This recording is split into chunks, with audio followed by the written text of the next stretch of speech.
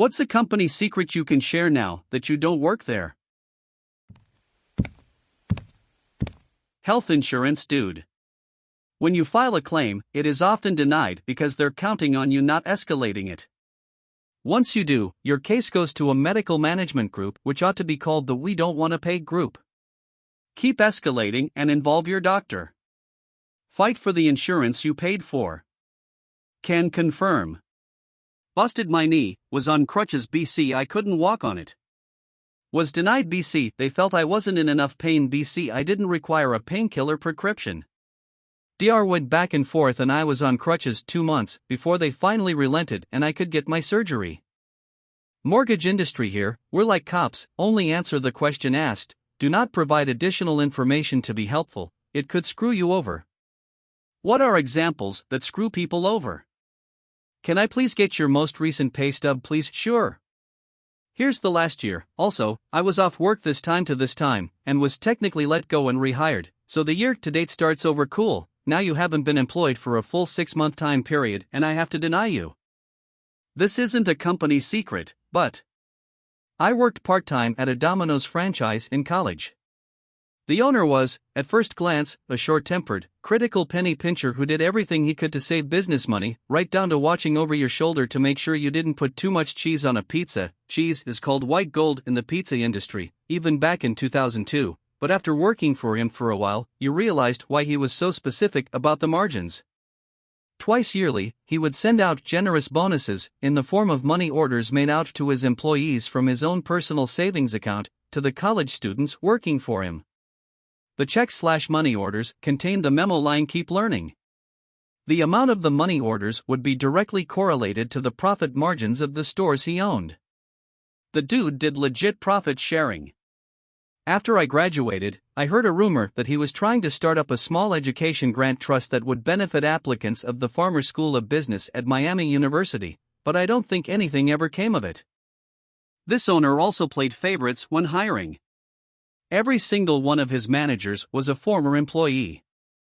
3 of the 4 managers at his stores when I worked there had graduated from my college with business degrees. All 4 of them had a small portion of their education paid for by Marvin Cavington. Marvin Cavington, Oxford, Ohio Domino's owner from Vevey, Indiana, died in 2017. That dude knew how to do business, and do it right.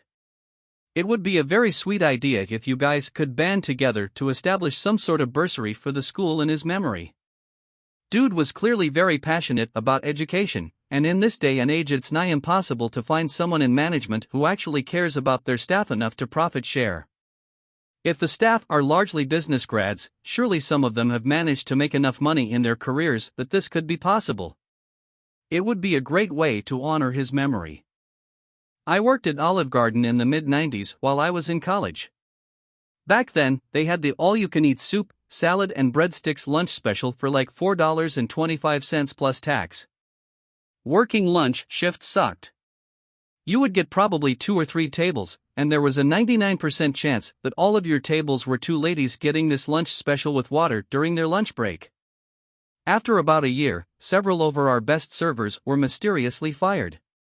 It turns out, they were running a scam where they used the same receipt over and over again when these ladies paid for their meal with cash. Since we could get those 3 items ourselves from the back without ringing them into the system, these servers were just pocketing the cash for the entire meal.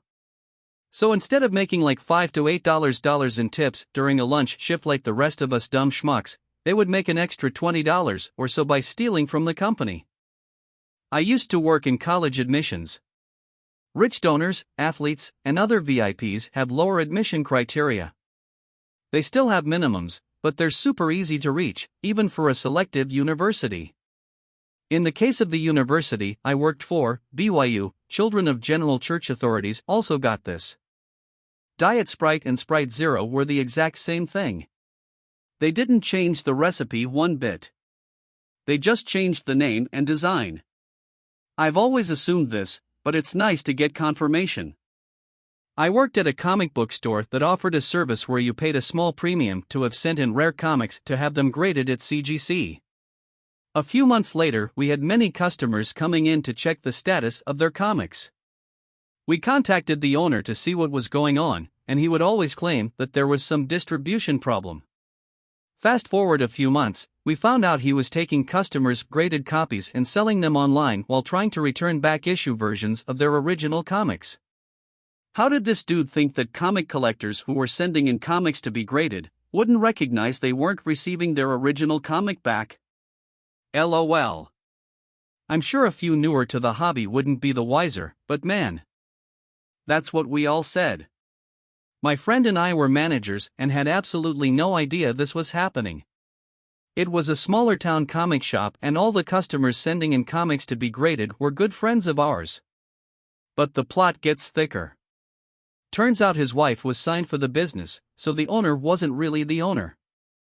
We called her and explained what was happening. She was in tears.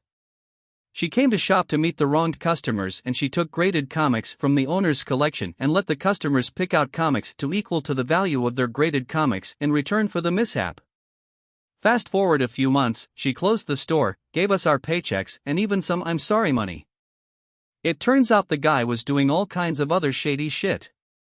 She divorced him, and I'm like 99% sure he went to jail for fraud. He's also banned from CGC and all of the licensed big comic cons LOL. So don't worry, he lost that battle. I worked for a major hotel chain in housekeeping for over 10 years. The number of suicides and people who die naturally in their rooms is a lot higher than you'd think. I worked at a huge convention hotel with over 1,000 rooms and it happened quite often. Unless it was a pretty gnarly mess, it would just get cleaned like normal and the next guest had no idea. At one of the hotels I worked at, a woman killed herself by drinking antifreeze. Her body was blue, blood, vomit, and poop everywhere. My friend who was maintenance saw it and couldn't sleep that night. Working at hotels will change you. Drinking antifreeze is a bad way to go.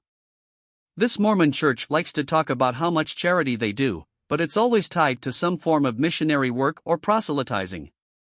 Particularly in UT, they would secure housing, furniture, food etc. to Iraqi refugees, and in exchange, these poor people who have had their whole life uprooted would have to be visited by and listen to missionaries drone on and on about the Mormon religion, and having the gall to ask these Muslim refugees if they want to get baptized after a few weeks.